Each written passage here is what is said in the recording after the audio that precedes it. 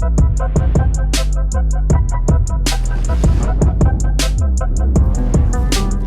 up, hotties? It's your girl, Hallie Gilmore. Grab your shoes, connect your headphones, let's go for a walk. It's time for a hot girl talk. Okay, welcome back, hotties, to Hot Girl Talks podcast. I am your host, Hallie Gilmore, and I have such a beautiful, amazing guest with me, Madisyn Carroll. Hi, guys. Everyone give her a little round of applause. We're so excited to be here. The energy is high. You're looking like a snack over there. Skin is glowing, body tea. Hotties. Thank you, honey. This is a definition of a real hottie, and we are going to dive so deep into those core inner baddie qualities, because it's not all about what you see on the outside, hotties. As we know, it's a journey. It is a journey, and we're all on separate journeys. That's right. And the point of Hot Girl Talks is for me to interview other hot girls to hear about their journeys. So, Madisyn, let's just get right into it. First of all, how are we feeling? I am wonderful today. You know how much I adore you. I'm trying not to scream. No, literally, we can scream. Also, same. You're so inspiring. Thank you. It's been a while since we've seen each other. Oh my gosh, we need too to be long. in each other's lives more. I know, and now we have an excuse. Okay. I love this for us. Okay, so typically I would do a little intro, but I want to give you the floor for a sec, if you don't mind. Oh, I like Is that cool? Yeah. Okay, so just tell the hotties a little bit about you, what you do, and then we'll dive into it a little deeper. How's the bun? I tried to do more of a messy bun today. Usually I make my buns like super tight. I was like, no. Is it cute? Yeah, okay. Super cute. Okay, hotties. My avatar, I would say, is more Coach Madisyn. I feel like that's the avatar that I more live in, especially in the online space. And health and wellness truly is my lifestyle, which you know, and it's something that I've kind of just grown into naturally. I was always an athlete growing up. Dance, gymnastics, cheerleading, girls weightlifting. I did it all, loved it. And like health was always just more of an escape for me. Like it really was more, yes, I enjoyed moving my body, but it was always something that just helped my mental just calm down. Yeah. You know? It really does do that. Yeah. And so then through my adulthood, after college and, you know, thinking, let me go to college and do the 9 to 5, because that's what society tells us we're supposed to do and our parents. So of course I did that traditional route and then realized like, I don't know if that's for me. Yeah. And I really love working out and I'm good at it. And people are already like kind of asking me for guidance and I'm not even a coach. Let me try this out. Yeah. So I said, peace out to the bachelors. Yes. And peace out corporate. Yep. Went for my personal training cert at 20 years old. Oh my God. Got into the health and wellness space. I'm now 29. I've been coaching for almost 8 years. So I'm very well versed in the health and fitness space. I've done it all as far as LA Fitness, Orange Theory. I worked for a virtual coaching company, Queen Warriors. If you know, you know. If you know, you know. Yes. And I've also now worked for myself. So that kind of led to my entrepreneurship side of coaching after doing corporate for 4 years. That gave me a great base. Mm-hmm. Now all of my coaching is virtual. And I specifically work with women, mostly moms, but you don't have to be a mom to work with me. Obviously, women's health is my zone of genius, but especially postpartum. MILF. Yes. So yes, I also have a 4-year-old and I look like this and I love my life. And that's my coaching container because it is possible. It is possible to have all of it and still look amazing and love your life and have freedom. And that's basically what I coach. It's not just fitness. Yeah. It's a lifestyle. And I love it so much. That's so that's me.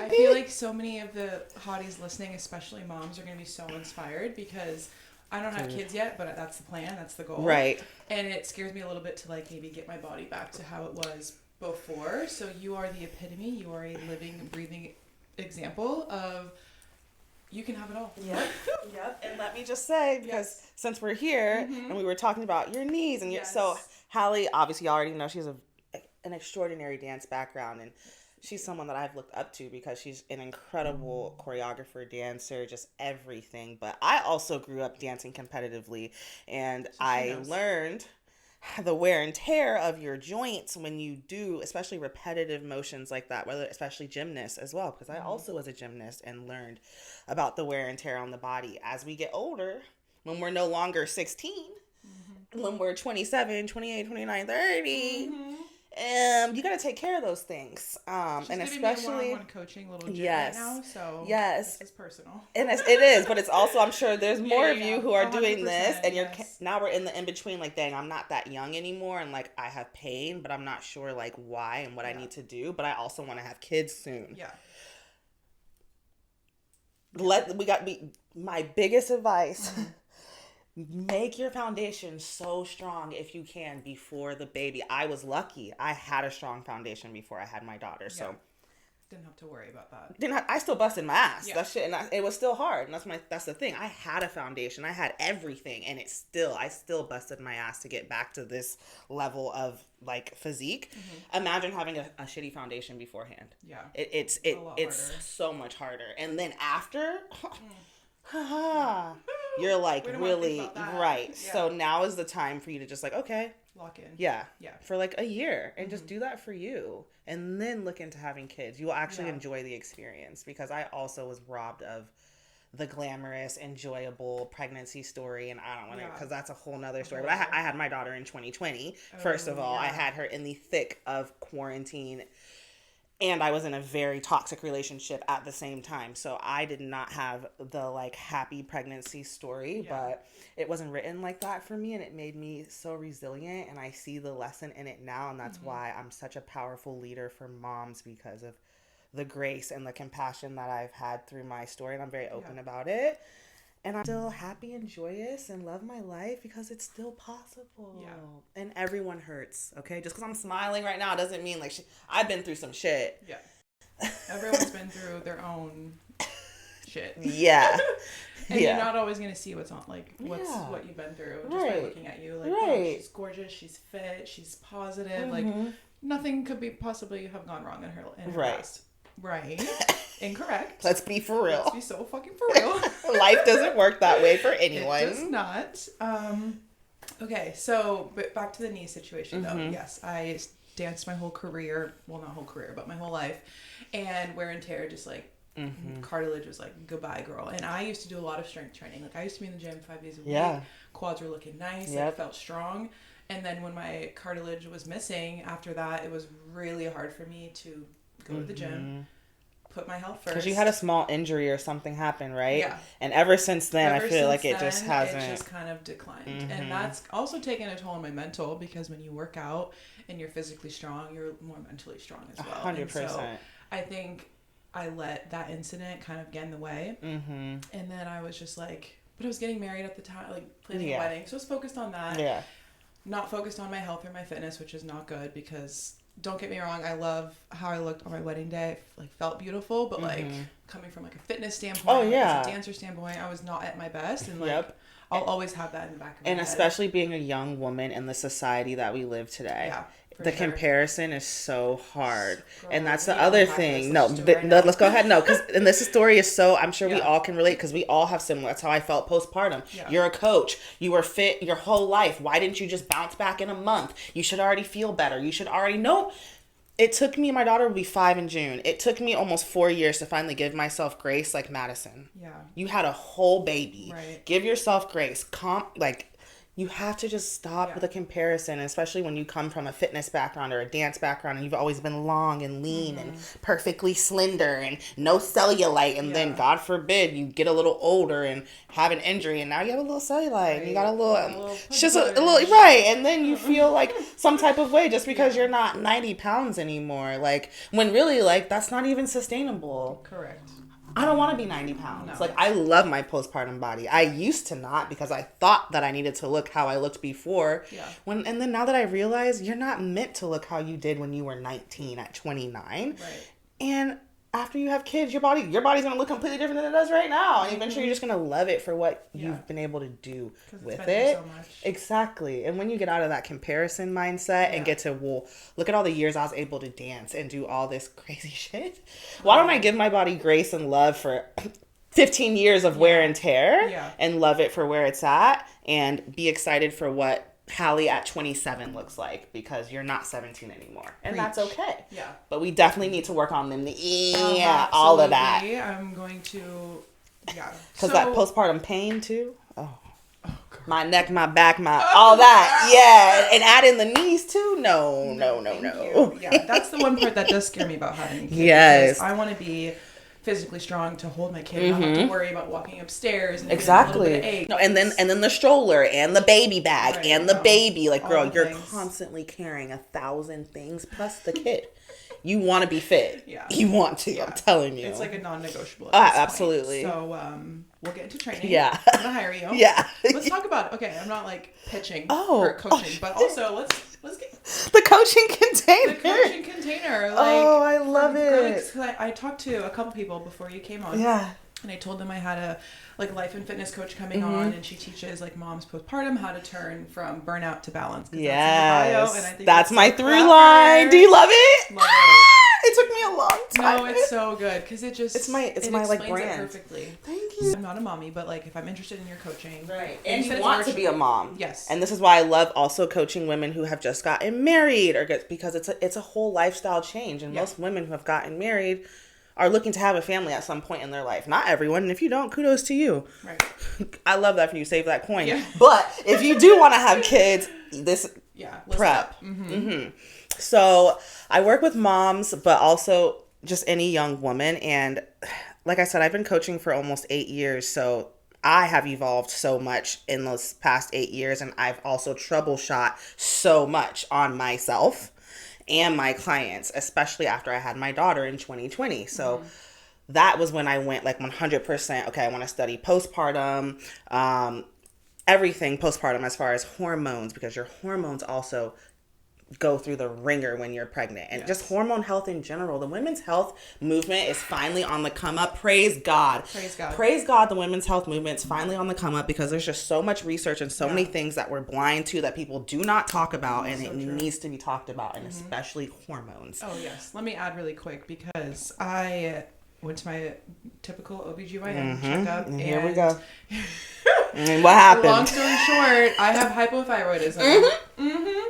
Which also makes sense with a little bit of the gaining weight. But hormones. Okay, that's it. So we need to talk, and we'll talk, because this is a whole, I can help. So this happened to me. Okay. So after my daughter, I ended up with hypothyroidism as well. Mind you, prior, lean, slender, dancer, snatch, just never had weight issues in my life. So that's when I did the deep dive on hormone health, especially thyroid, because that is what women gets affected the most, and mostly related to stress. So even if you haven't had a child yet, but you work a very high stress job, you are extremely, you've been through trauma, we've all been there. Okay. But that very much affects your thyroid as a woman. And that shit just not teach to us. So I go through all of that in my coaching container, because most women, whether if you're a mom or not, and especially if we're having weight issues, the first thing I look at are your stress levels, your cortisol, and also your thyroid, because those are the two main things that women struggle with the most, that doctors just completely kind of look over, unless if you ask or inquire, oh no, I feel like I've been working out and my weight's just not moving, typically it's thyroid or stress related. And until you ask your doctor, they'll just be like, oh, you're fine. Oh, keep coming back. Yeah, that's what happened to me. But she actually pointed it out to me, because she was like, well, that's nice. Yeah, and the throat. The throat will also. So immediately she was like, you need to get a biopsy done. And I have a small little nodule on my thyroid, but it's non-cancerous. I'm good there.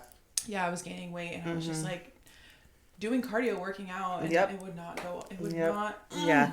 So I've gone through all of that. Reminder in PSA. Yeah. And she clearly knows what she's talking about. Because it happened to me and I fixed it. So yes. Yeah. And it's something that you're not aware of until you experience it. Yep. And unless you educate yourself and have someone tell you how to navigate it. But I didn't know what the heck was happening to me. And then we need to add in the lifestyle. So once we figure out what's really, obviously, consistency, workout, diet, accountability, we all need that, and that comes with any fitness program.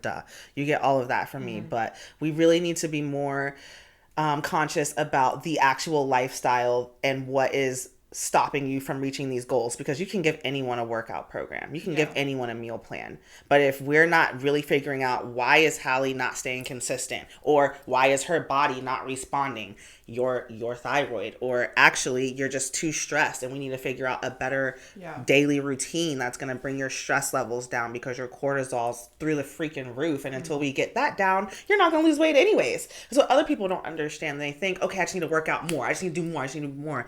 No, actually, we just need to get your hormones in check first. Until we do that, your body's not going to change anyway.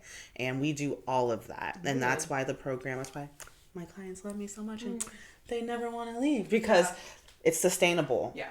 And you're helping them like transform their life. Yes. To feel better, to live a healthier It's a whole lifestyle change. It's not just here's a workout program, figure it out. And I think that your listeners and your followers and people that are in your circle and corner who know that are great, but those who don't know that and now are going to hear this and be like, wow, okay. Because sometimes you see a fitness coach, okay, they're going to send me a meal plan, like I can go on Google or whatever, they're giving excuses. But when you tap into the lifestyle, like I'm going to help you transform your life and understand why you're feeling like this, why your body's responding like this. That's huge. It is. So, oh my gosh. Okay. So how many clients do you have?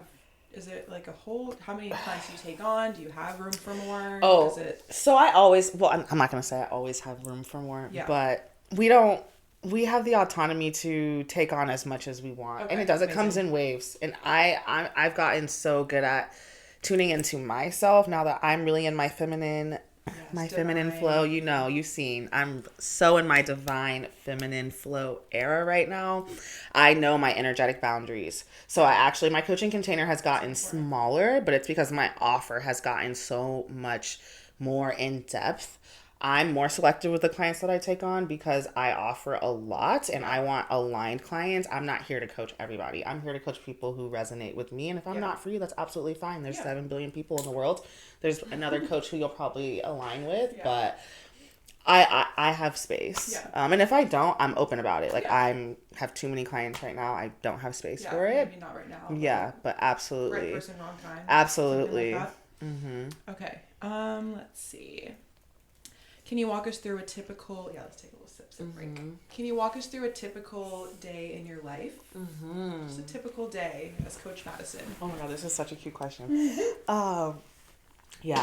Narrowing down my daily routine, also huge. And this is something that I really create with my clients, because most of my clients are moms or working women who just have a lot on their schedule and their days are very stressful. So I love getting in there. Ooh, all right, we're going to de-stress this routine and make it better. And I've done that with my life. And that's the true secret sauce to success, your daily routine. Girl, I need you in my life. Yes. So I start my day with meditation. I do not check my phone's on Do Not Disturb. It's on a timer, 7 p.m. to 7 a.m. Wow. Because nervous system regulation, waking up and checking notifications immediately puts your brain in fight or flight immediately, especially someone who works for themselves or who always has clients, people messaging them. You just immediately go, oh my God, I have all this stuff to do. You have to turn it off for a while. Starting your day like that is the worst thing. Just spike your cortisol right away. Meditate. Good job, right? So I put on my meditation music right away. And I do however long I need that day, whether if it's 10 minutes or 20, whatever. And then I purposely wake up before my daughter wakes up so that I have at least 30 minutes to myself. On purpose. I used to not do that. I used to just get up whenever she woke up and it's just serving. You have to fill your cup at some point in time. And it just takes being intentional. So I set my alarm 30 minutes earlier. Easy peasy. I set up her breakfast, do my stuff. She wakes up. Okay, now I get her ready. We have our little time. I either do cardio before or after I drop her off. It just depends on the day and like my recovery. But I do see you on your runs, yes, girl. I love my runs. I just started running. I started running last summer, but then I got my boobs done and I had to take a break. Period. But I love running. Any type of movement in the morning. Get your metabolism going in the morning. Get your body, connect with your body in the morning. Let's say it louder for the people in the back. Connect with your body in the morning. It's going to help you burn more calories throughout the day because you boosted your metabolism early. So you're burning calories earlier, which means you're going to burn more. That's just simple. I'm not good at math, but that's it's simple. Science, it works that way. Whatever. Yep. You want to move your body early in the morning, get that metabolism going earlier. It's also going to spike those endorphins, those happy endorphins. That's why I'd be so happy, because I already done moved my body. I got my 7:30 workout in, boo, and my steps in. I don't play with my morning movement. Okay. That alone is going to change your life. Yeah. Those are 3 tangibles for you right there. Don't put your phone on D&D. Don't answer notifications for at least 30 minutes when you wake up. Do some sort of meditation or yoga or just whatever. If you like to just dance and drink your coffee, get it. Do it. Do that for 10 minutes, and then, go on about your day and get a workout in before 12 o'clock, honey, game changer. Your whole life is going to look and feel different. So I always do that. Okay. Then I get to my clients by like 11 o'clock. I don't. If I need till 10 to not be on socials, I'll respond to clients, but I might not open Instagram, Threads, because there's so many more notifications on there. I go to my clients first, respond to clients. Priorities. Anything important, calls, okay, now I'll go on socials.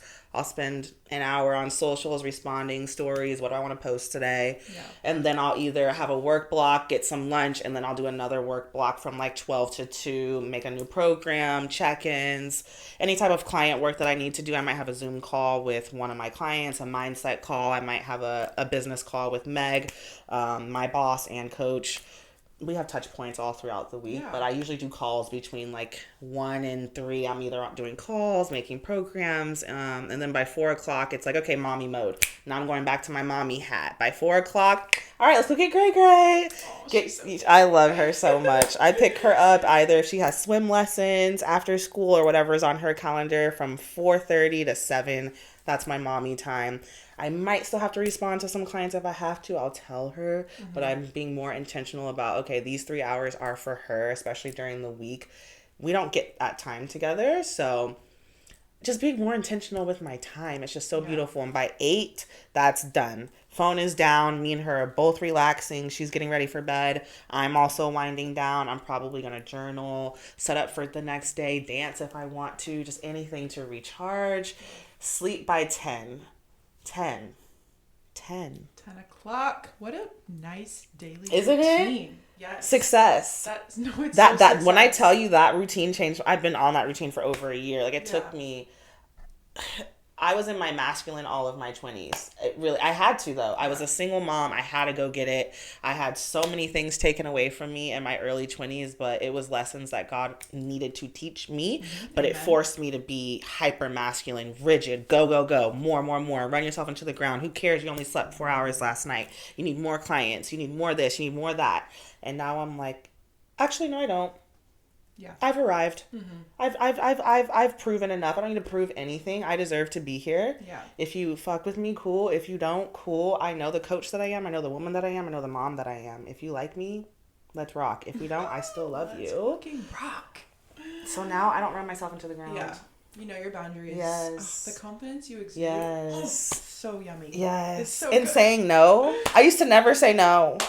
I used to never say no. And now I'm like, ew. I'm like, no. I love it. No, I say it and I smile. I'd be like, no. No, but have fun. No, but yeah, but you could call me later. Or we could do something tomorrow. Yeah, we could do something next week. No, saying no is really hard in the it's beginning. Huge. But then once you can say no to things that don't serve you, that don't bring value to your life, saying no to people, huge. Everything. People, places, things. Everything. So important. All of it. I love this. Me too. Okay. More. These are good questions. Yeah, let's do like 2 more. Okay. We can because we're gonna do this again. 2. Yeah, no, we're gonna. Yeah. We can do one that's like totally fitness, like things I wish I knew when I first started my fitness journey. Girl. There's plenty of tips and crazy things I can tell you guys. Have you faced burnout or setbacks in your own journey, and how did you overcome them? Oh my God, so many. Okay, yeah. So like, I feel like my answers are too long. Oh, absolutely. I love this. Okay. Yeah. Oh my God, burnout. Absolutely.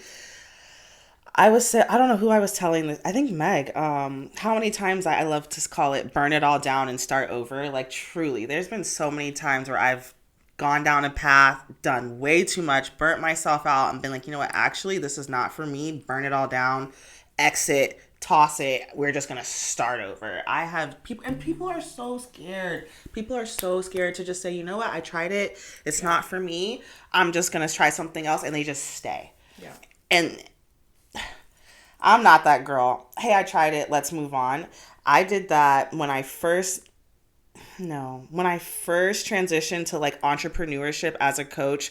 This was after 2020, so everything had changed anyways, like corporate gym, it changed the whole dynamic for coaching, and I was pregnant through all of that. And I was coaching for Orange Theory at the time, which was doing amazing. And it was a great opportunity for me. I was looking into being promoted to a head coach. Nice. I was absolutely killing it. And then obviously COVID hit, everything closed down. There was no certainty of reopening, timeline, anything. I'm 5 months pregnant. Yes. And I'm now 5 months pregnant with no income, having to figure out what am I going to do with my coaching career now with all this uncertainty and a baby on the way and in a relationship that's not really serving me. And I'm fully aware that I need to get out of this relationship. And now I don't even have a job. Talk about resilience. Talk about God putting you in a corner. Like, and so what are we going to do? Yeah. Yeah. So that's when I started promoting myself online. Got an opportunity to really get into entrepreneurship through a gym called Self-Made Training Facility. It had just opened like end of 2020, and that was like still a lot of gyms weren't really reopening yet, but that gym was owned like it wasn't corporate, so they could kind of do whatever they wanted, and they were just hiring coaches. Like we were paying rent, and we could just come in and do whatever we wanted, and that was a great opportunity for me to put myself out there, and nothing else was really popping. So I was like, all right, Madisyn, let's go. So I started promoting myself. I started a mommy boot camp. I started getting clients one-on-one again, and that's when I was like, wow, people really fuck with me like that. Like, I don't have to work for a gym. I can do my own thing, and that's the first time that like I really had just like believed in myself and did it. But then of course I ran myself into the ground because I didn't really know how to run a business. Like I was taking on all these clients, but not like really organizing it. And my daily routine wasn't set well yet. And my daughter was only a year old. So I was stressed with a 1-year-old. And now I'm running a business trying to, but I don't know what the hell I'm doing.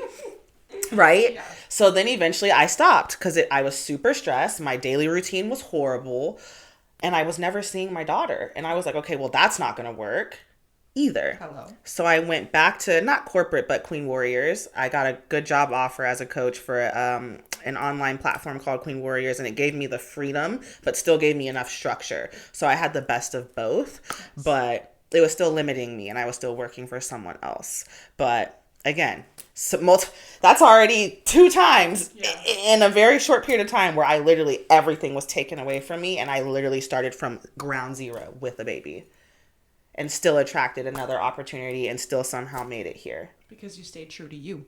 That part. And you deep down always knew your worth. Yeah. But you were just going through some things. Oh my gosh. Yeah. It's beautiful though. It's such a beautiful journey because now you can look back and be like, damn, like I see you, God. Right. But also I am her because dang. Because dang, girl, you really did that. I did. You really did that. I did. Mm-hmm. Okay. Last question. Oh. For this episode. For this episode, because Madisyn's coming back. Oh. Next week. Yep. Literally next Thursday. Okay, actually, I'm going to not look at those questions, but this is something I ask all of my guests. You're only my second guest. But something I want to ask all of my future guests at the end of every episode is, what is one thing you would tell your younger self? And you can think about it for a sec, but that little Madisyn when she was like 8 years old. Oh my gosh, I know. I already know. Mm-hmm. I would tell little Madisyn, slow down. Slow down, honey. I know. You want to get there so fast. You just think there's not enough time. I should already be there. I should have already been this good. I should have already. No, you're right where you need to be right now. And these moments are so precious. And you're just like, already, what's next? You're going to what next your whole freaking life away. And this is something I'm trying to teach my daughter young because I wish, and it's hustle culture. It's the culture we grew up in. It's the way our society has bred us to be. And it's so ass backwards. And I'm so glad the divine feminine, this portion I'm posting on my freaking Instagram, because this is the pinnacle of my life right now. We were not meant to live this rush, rush, rush, go, go, go lifestyle. And now that I'm 29, I've arrived here. I'm like, I have rushed through so much of my life. For once, I'm going to enjoy every single day, every single moment with every single person, because life is so sweet when you just pay attention to the little day to day, because that's the essence. Yeah. And when you what next your whole freaking life away, well then nothing is special. Nothing means anything. Yeah. That is so good. I could like feel like just the change in your voice, and just like when you said slow down, I was like, took a little breath, because that you're teaching little baby Gray about it, because I hope I have a girl one day. Oh, you will. It'll probably be your first. It's so. giving girl mom aura. Yeah, it is. I want to, so I'm excited about that. But that was such a beautiful answer. Hotties, this is your reminder to slow it down. Except if you're on your hot girl walk right now, you better speed it up. That's a power walk, honey. That's a power walk. Okay. Oh my gosh, Madisyn, thank you so Thank you for having me. I can't wait for next week. I know. This has been such a fun episode, and hotties, stay tuned for more. We have so much more to unpack, many different topics, and we can't wait to share more with you. So, Madisyn, any one last thing for our hotties out there? No, I'm gonna think of a really cute slogan, and you'll hear it next week. Period. Love you, hotties. Bye.